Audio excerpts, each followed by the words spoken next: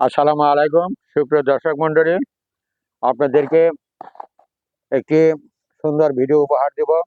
সেটি হলো, যেহেতু এখন জুন এবং জুলাই মাস, এই জন্য ছাদ বাগানের অনেক গাছই রিপোর্টিং করতে হবে। রিপোর্টিং করার ক্ষেত্রে মাটি কিভাবে প্রস্তুত করতে হবে সে সম্পর্কে আপনাদের আমি এখন ধারণা দেবেন। এই যে দেখেন, আমার ড্রামের মধ্যে যে মাটিগুলি দেখতে পাচ্ছেন, এটি হলো সম্পূর্ণ জৈব পদ্ধতিতে তৈরি করা। এখানে রয়েছে মাটি, রয়েছে গোবর, রয়েছে ভার্মি কম্পোস্ট, পাতা পচা সার, নিমখোল, শিংকুচি, হাড় গুঁড়ো, নিমখোল, আরও বিভিন্ন উপকরণ দিয়ে কমপক্ষে আমি 1 মাস একটা বস্তার মধ্যে রেখে দিয়েছিলাম। তারপরেও সেই বস্তা থেকে বের করে এই সমস্ত ড্রামগুলিকে আমি সংরক্ষণ করে রেখেছি। কমপক্ষে 15 দিন এইভাবেই থাকবে। তারপরে আমি গাছগুলি এখানে লাগিয়ে দেব। এখন এরকম ধরনের আমার ড্রাম আরও অনেকগুলি আমি মাটি প্রস্তুত করে রেখেছি। দেখেন,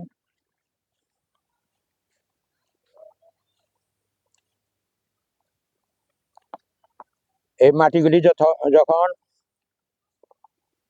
এর জৈব প্রক্রিয়া খুব সুন্দর হবে, তারপর আমি গাছগুলি এখানে স্থানান্তর করব।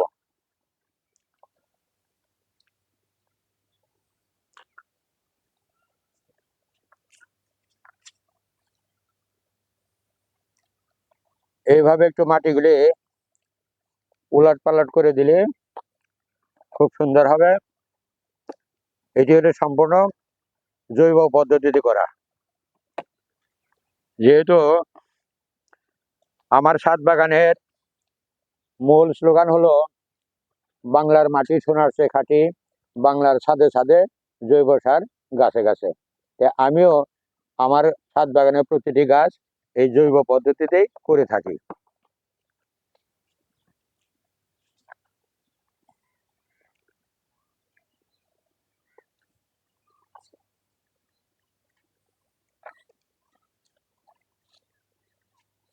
6-7টি ড্রাম আমি এইভাবে প্রসেস করে রেখে দিয়েছি। দেখেন, আমার জৈব মাটিগুলি অর্থাৎ জৈব সারগুলি কত সুন্দর। দেখেন, আপনারা এরকম ভাবে জৈব পদ্ধতিতে ছাদ বাগানে যে কোনো গাছ লাগাবেন, গাছ তার ইচ্ছা মতো বা প্রকৃতির নিয়মে বেড়ে উঠবে এবং গাছ তখন আপনাকে, আপনার মনকে হাসি মুখে গড়ে তুলবে। সবাই ভালো থাকেন। আল্লাহ হাফেজ।